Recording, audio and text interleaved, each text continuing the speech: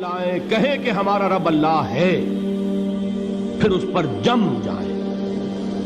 ان پر فرشتوں کا نزول ہوتا ہے، نہ کوئی غم کرو نہ خوف، خوشیاں مناؤ جنت کی جس کا تم سے وعدہ کیا گیا تھا۔ اللہ کی ربوبیت پر اطمینان جب انسان کو ہو جاتا ہے، میرا رب اللہ ہے، ربی اللہ، انسان کے لیے نہ کوئی کھٹکا، نہ کوئی خطرہ، نہ کوئی خوف، نہ کوئی حزن۔ جو کچھ ہو رہا ہے کس کے اذن سے ہو رہا ہے؟ اللہ کے اذن سے۔ اللہ کے اذن کے بغیر پتا تک نہیں ہلتا۔ یہ کوئی اندھا بہرا مادہ نہیں ہے جس سے مجھے کوئی خوف ہو۔ اندھا بھینسا چلا آ رہا ہو اس سے تو ڈرنے کا ہر انسان کو ڈرنا چاہیے، نہ معلوم کس کو ٹکر مار دے۔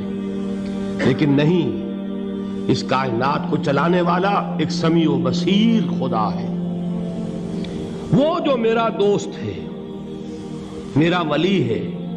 اللہ ولی الذین آمنوا یخرجہم من الظلمات الی النور۔ اللہ اہل ایمان کا ولی ہے، ساتھی ہے، پشت پناہ ہے، مددگار ہے، حمایتی ہے۔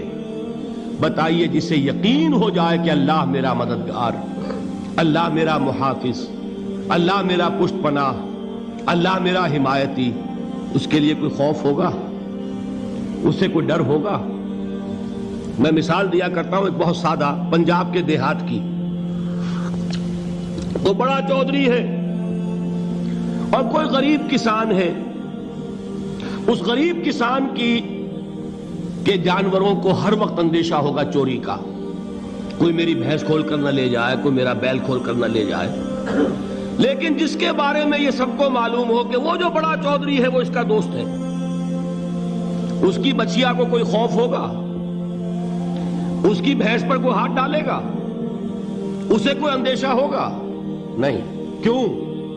کہ وہ بڑا چودھری، بڑا اس کا یہاں کا سردار، جاگیردار، سب کو معلوم ہے وہ میرا دوست ہے، کوئی میرے خلاف اقدام نہیں کر سکتا۔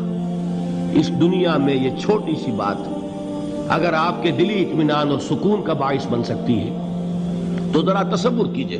میں لفظ تصور استعمال کروں گا صرف اس لیے کہ اس کا ہم جس کو کہتے ہیں ادراک اور شعور کر نہیں سکتے، اگر کے ساتھ کر سکتے۔ اگر یقین ہو کہ اللہ میرا مددگار اور یقین ہو کہ اللہ ہر آن میرے ساتھ ہے، پھر کوئی خوف؟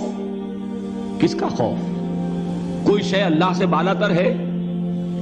کوئی قوت اس سے زیادہ طاقتور ہے؟ کوئی اس کے ارادے کو بدلنے والا ہے؟ کوئی اس کی مشیت کے آڑے آنے والا ہے؟ یہی بات ہے جو حضور نے فرمائی۔ یہ ایمان کا حاصل ہے لب لباب،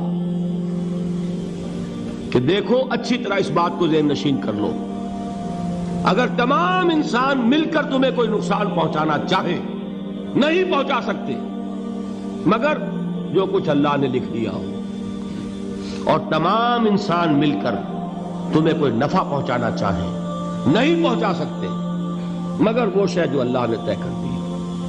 آپ پھر میں کہوں گا ذرا طاری کیجئے، اسے فرض کیجئے، اسے سوچئے۔ اگر اس حدیث پر ہمارا دل ٹھکا ہوا ہو تو کسی سے ڈر ہوگا؟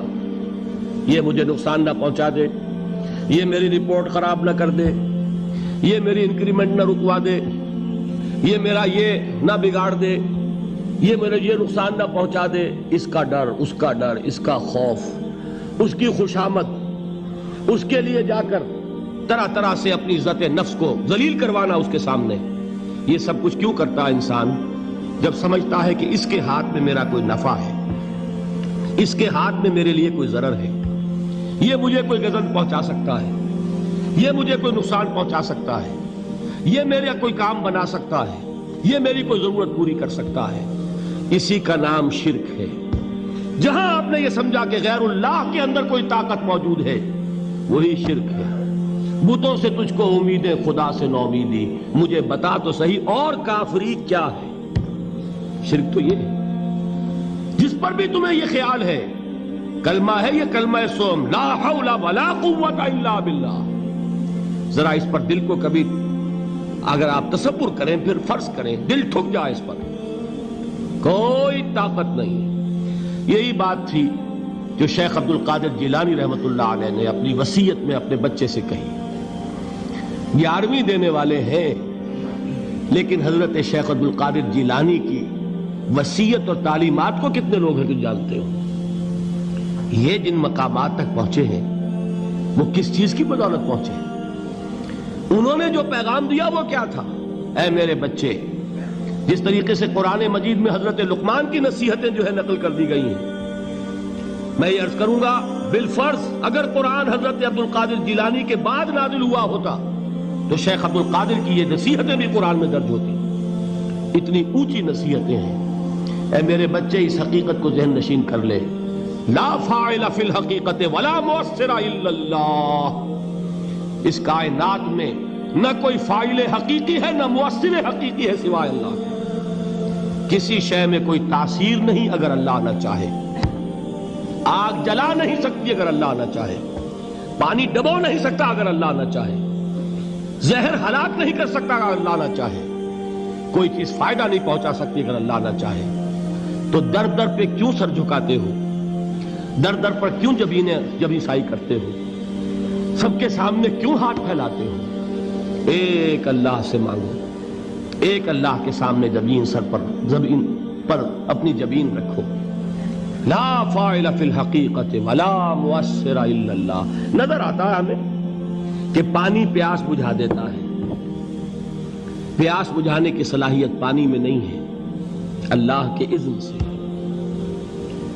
کھانا بھوک مٹا دیتا ہے، بھوک مٹانے کی صلاحیت کھانے میں نہیں ہے، اذن رب میں. دیکھیے یہی یقین تھا. حضرت موسیٰ علیہ السلام کا واقعہ یاد کیجئے. سامنے سمندر آ گیا ہے، قوم دیکھتی ہے پیچھے کہ گرد و غبار کا طوفان ہے.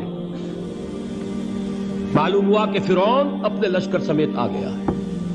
لشکر جب چلتا تھا تیز رفتاری کے ساتھ تو گرد و غبار کا جو طوفان اٹھتا تھا اس کا تصور کیجئے. اور لمحہ بلمحہ وہ قریب آ رہا ہے. پوری قوم نے کیا کہا؟ اے موسیٰ انا لمدرکون، اے موسیٰ ہم کو پکڑے گئے. قرآن مجید نے تو یہاں وہ باتیں نہیں لکھی ہیں، لیکن تورات میں یہ درج ہے کہ بنی اسرائیل جھگڑنے لگے، دست و گریبان ہو گئے موسیٰ کے ساتھ. موسیٰ ہمیں یہاں مروایا لا کر، اس سے تو ہم ہی بہتر تھے. وہاں کھانے کو ملتا تھا، زندگی تو تھی، بیگار ہم کر رہے تھے، موت تو نہیں تھی. اب جو کچھ ہوگا اس کا تصور کرو، جس طریقے سے ہمارے ٹکڑے اڑائے جائیں گے. تو لڑ رہے ہیں حضرت موسیٰ علیہ السلام سے. یہ تورات کی تفصیل ہے. قرآن میں صرف اتنا آیا ہے، پریشان ہو کر انہوں نے کہا انا لمدرکون، موسیٰ ہم تو پکڑے گئے. اس وقت موسیٰ کا جواب کیا ہے؟ کلا ان معی ربی سیہدین. نہیں، میرے ساتھ میرا رب ہے، وہ راستہ دے گا. بتائیے کہاں راستہ نظر آ رہا ہے؟ یہ ہے ایمان بالغیب. راستہ نظر نہ آئے تب اللہ پر یقین ایمان ہے. جیب میں پیسے ہوں اور تب دل کو اطمینان ہے تو ایمان کس پر ہوا؟ پیسے پر، اللہ پر نہیں. جب وسائل و ذرائع نہ ہوں اور پھر یقین ہو کہ اللہ مسبب الاسباب ہے، وہ اسباب کا پابند نہیں ہے، وہ اسباب کا محتاج نہیں ہے، اسباب اس کے محتاج ہیں. اگر یہ یقین ہے تو اللہ پر ایمان ہے. یہ نہیں ہے تو تمہارا ایمان اسباب پر ہے، وسائل پر ہے، ذرائع پر ہے، مادیات پر ہے، اللہ پر نہیں. اس وقت کہاں راستہ تھا؟ کوئی راستہ تھا؟ سمندر ہے اور ادھر سے لشکر آ گیا ہے. کلا ان معی ربی سیہدین. اب دیکھیے ایمان کہہ دینا آسان ہے، ہوا معکم اینما کنتم، جہاں کہیں بھی تم ہوتے ہو اللہ تمہارے ساتھ ہوتا ہے.